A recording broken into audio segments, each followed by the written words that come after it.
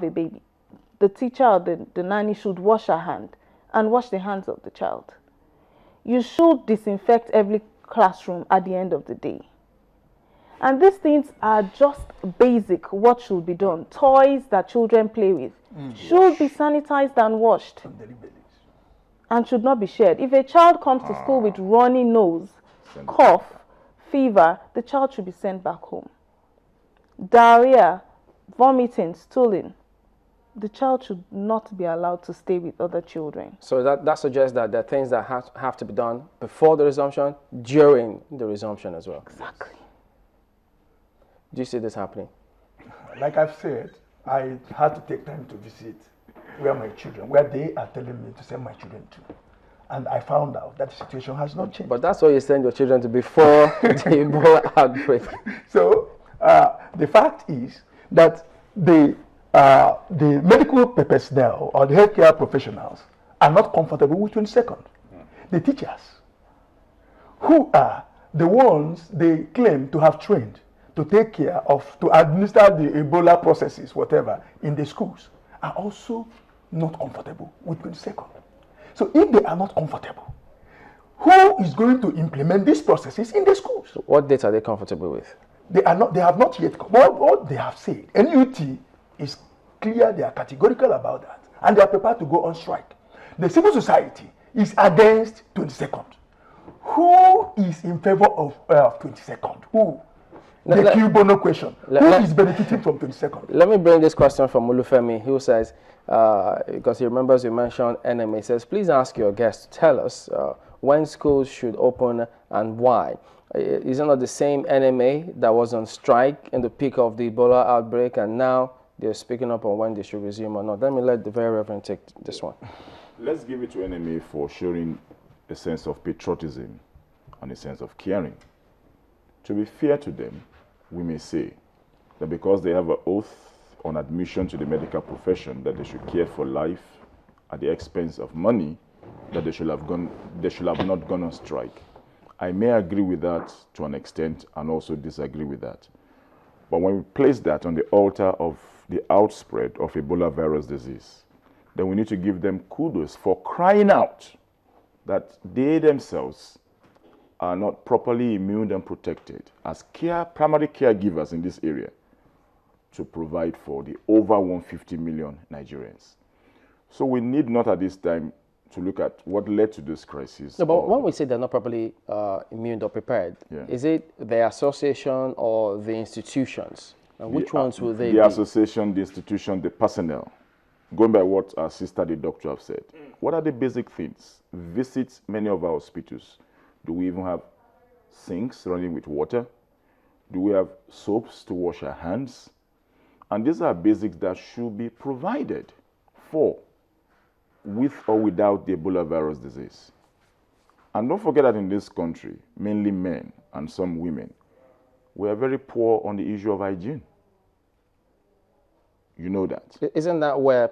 In a bigger field. You tell your child when you go to school, wash your hand, sanitize it.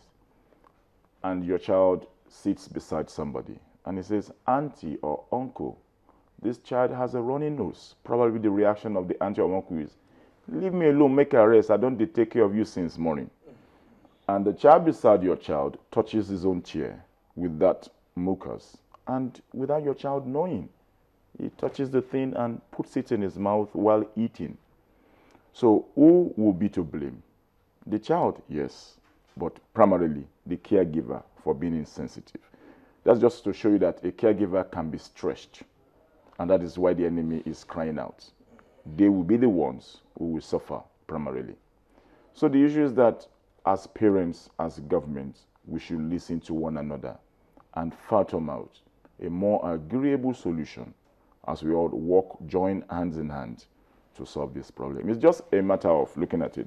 I know my children taught me certain things while reading their social studies book with them at the lower primary, that we have 4 basic tenets that the government should provide, which is form of human rights or rights.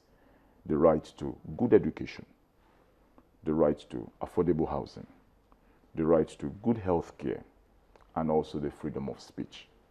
The question is, the right to education in most cases, in my case, and I believe in your cases, are not provided for by government. They are provided for by us. So as parents, if we are paying that the school should provide these educational amenities in order to empower us educationally, academically, then we have a right to say our children will not be going since we are the ones paying. So government should listen to us in that area. Okay, so what are your suggestions? When should they resume? My suggestion is, let's still look at October 13 or 15. And at the same time, like a medical personnel rightly said, let's see and let it be seen and adjudged by parents that every necessary precaution has been put in place. Let me remind you of something that happened to me recently at the beginning of the outbreak of Ebola virus disease. One of my children, the middleborn, said, let's go out to buy sanitizer. And I listened to her. And we went to this big supermarket close to us where we live on VI. We asked, can we get a sanitizer? We realized that they have run out of stock. And that is what you find in several places.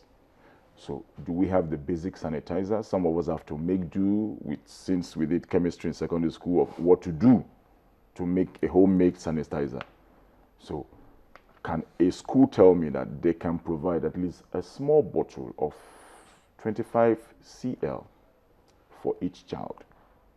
And we are paying heavy amount of money on health insurance at our schools for all these things. So can the proprietor of my school say, we can provide this. We can give you the caregiver who will take care of these children. We can guarantee you that nothing will happen. And don't forget that in these schools, we have just basic first aid facilities in the name of clinic.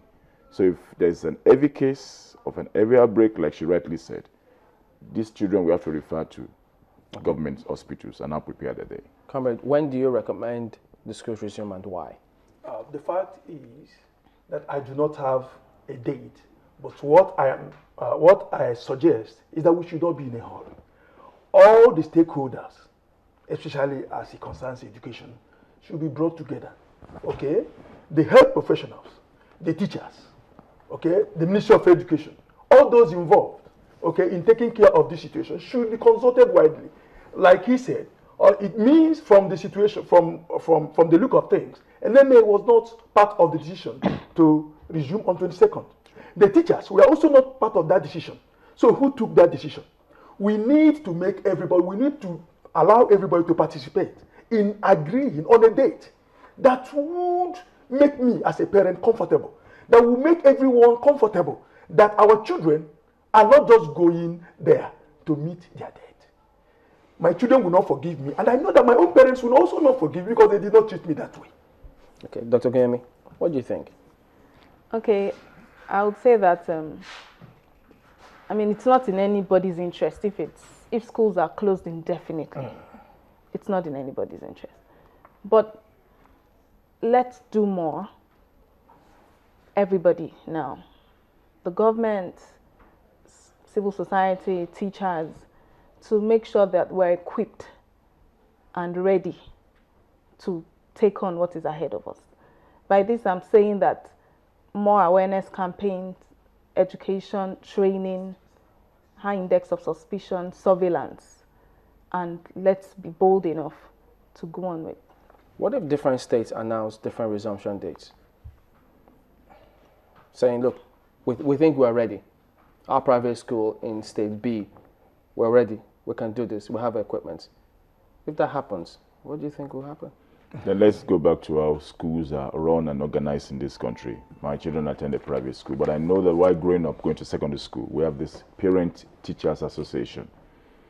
And based on what I know of recent, we also have a national body of the PTA. There is. So have they been properly consulted? Have different ministries of education from the local level to the federal government really exposed themselves to scrutiny